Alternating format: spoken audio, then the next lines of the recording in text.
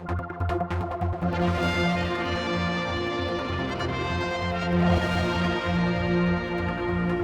I've gone along to the RBS headquarters in Douglas and joined by a senior economist for the bank, Stephen, who's over talking to the staff. You've been talking to a lot of your people who have money with the bank, but also you're going to be holding a big event with the movers and shakers in government as well here.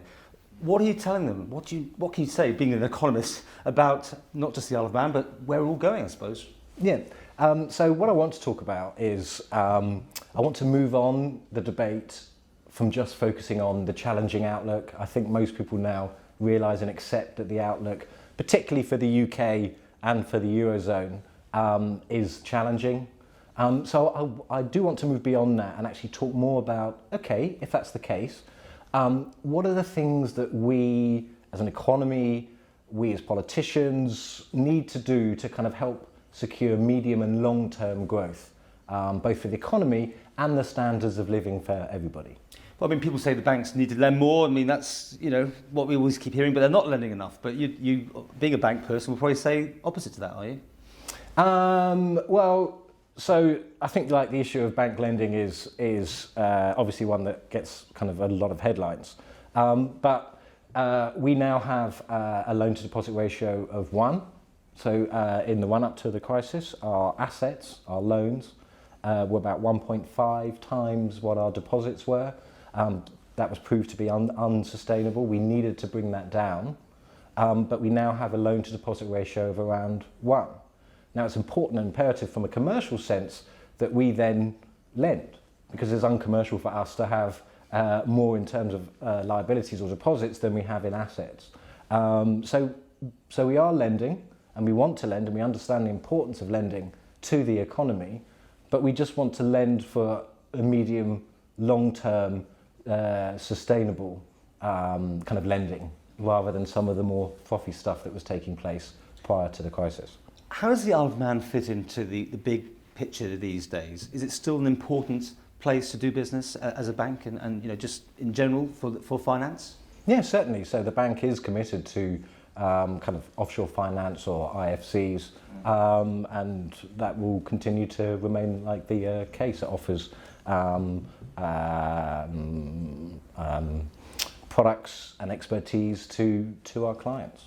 So I know you've done a PowerPoint presentation to staff, and I mean, what are your main points? So, I mean, where is the Isle of Man economy in general, but the UK economy and the world economy? Where do you think we're heading now? Okay, so one thing that I do want to say is that both the UK and the Isle of Man are rich and successful.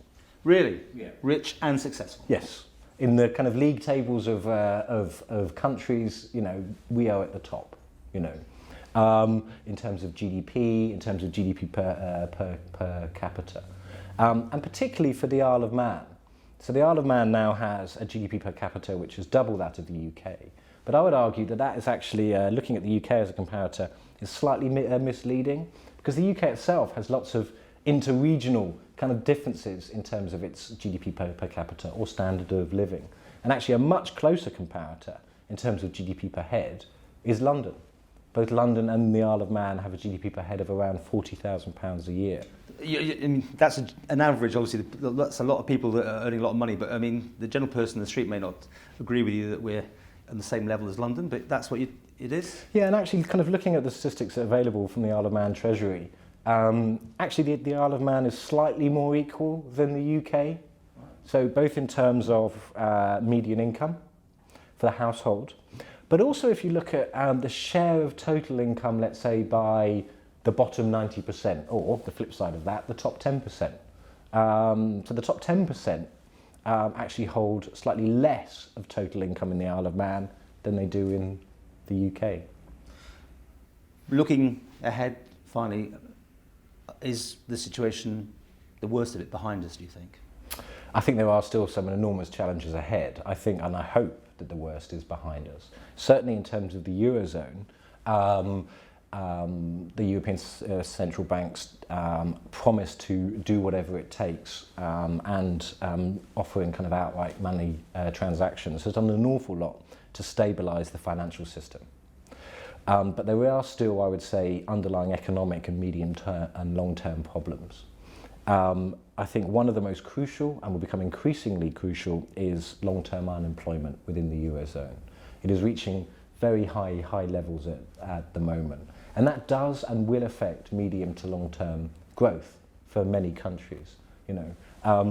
It means that a sizable section of the population will not gain the skills necessary to ensure a long and fruitful kind of career. It's not like if you lose 5 to 6 years through unemployment when you're 20 to 26, that when you enter the labour force at 26, all that's forgotten. Those skills are lost. You're always playing catch up for the rest of your life. So I think that's one of the social and economic struggles that the Eurozone will have for many years to come. In addition to that, there are a lot of demographic headwinds. So 2010 is quite an important year. It was the year that the baby boomers, or those who were born in 1945, turned 65. And also for many advanced economies, it was the year in which the working age share began to fall as a proportion of the population. Now, people in work as a proportion of the population is the engine of growth. So what was a fair wind behind many developed economies since the Second World War is now becoming a headwind. Right. I must ask you also about FATCA and the Isle of Man, you obviously aware, is taking the leap to be linking more with the UK and the free exchange of information ahead of Jersey and Guernsey. Do you see that as a positive or a negative for the Isle of Man? I see it as a positive. I think that increased transparency and developed world focus on the need for financial centres to be more transparent. I think it shows to be on the front foot on this is probably better rather than worse.